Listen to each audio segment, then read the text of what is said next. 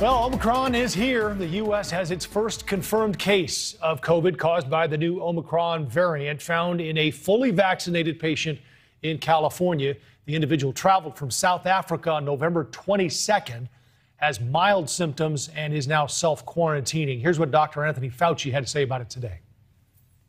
You really can't take anything away from a single patient. It is we feel good that this patient not only had mild symptoms, but actually the symptoms appear to be improving.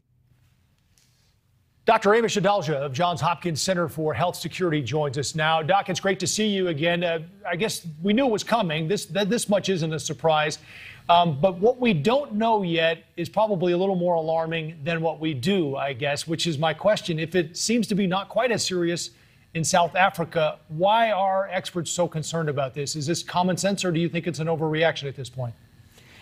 You have to draw a distinction between being concerned and taking this threat seriously and panicking. And I think some of that has gotten blurred. I think it's very important that we understand this variant because it has so many mutations in it that are likely to cause problems for our vaccines, cause problems for our monoclonal antibodies, and maybe perhaps be more transmissible. But I think we have to kind of temper that with the fact that if you're fully vaccinated, it's likely that, yes, you might get a breakthrough infection, but it's likely to be mild because it's very hard for any variant to erase everything a vaccine does for you. So that's how I look at this. But it is still important that we understand how far this has spread and really run down these mutations and see how it's changing the function of this virus. But this is the normal, the new normal. We're going to see new variants arise, and we're going to have to be prepared to deal with them. And I think that our vaccines do hold up against what matters, serious disease. But we don't really know at this point, right, Doctor? I mean, at this point, when will we get some definitive answers, do you think? Is it more severe? Is it more contagious? Are the vaccines still as effective? Might there have to be a different booster? We'll likely have more answers within about 2 weeks when they can do all those experiments, understand how well the antibodies generated by vaccines neutralize this variant. But we're getting data every day. We're looking at what's happening in South Africa. We're seeing hospitalizations go up there, but it tends to be people who are not vaccinated. So that really coincides with or integrates with what we've known about these vaccines for some time, that even if a variant is able to get around it and cause a breakthrough infection, the T cells, the antibodies, all of those help to prevent you from getting severe disease or needing hospitalization. And I think if you step back and ask, what's our goal with COVID? It's not to eradicate or eliminate it. That's not possible. It's to tame it, to make it more manageable. And I think our vaccines do that. And we may need to update the vaccine to get more protection against all breakthrough infections. But I think we can be assured that our vaccines are still going to have some impact on protecting us from the severe consequences of this variant. Yeah, I mean, the flu vaccine, as I recall, is only, like 40 to 50% because they're never quite sure what the strain is, I guess. We can kind of fall back on that as well. Let's talk about the CDC quickly, if we can here, Doctor. Considering more tests for incoming international passengers and now requiring airlines to disclose passenger names who were recently in southern African countries. Where is the line on this, in your opinion, between public safety and personal privacy?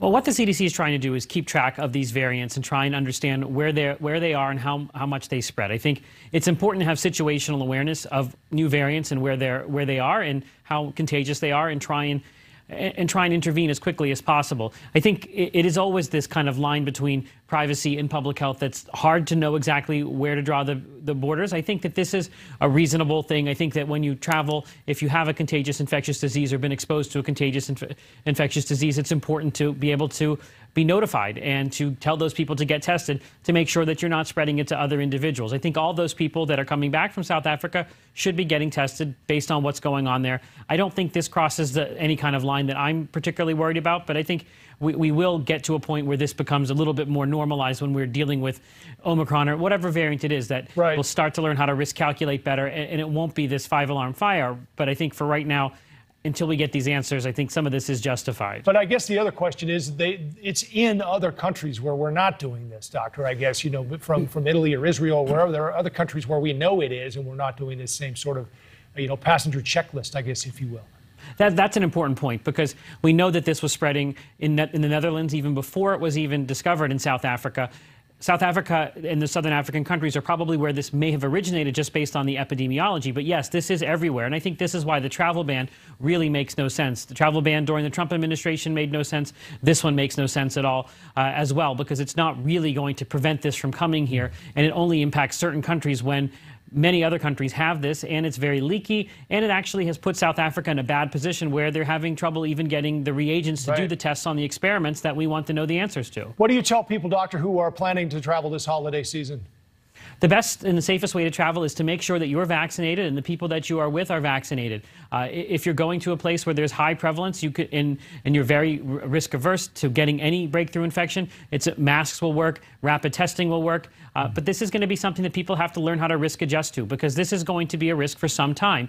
And being vaccinated is the best way to protect yourself from severe disease from COVID-19. And remember, even though we're talking about Omicron, we're awash with Delta all over the world, and Delta is still killing people everywhere. So that is still a major threat. And the way we prepare for Delta is very similar to the way we prepare for Omicron.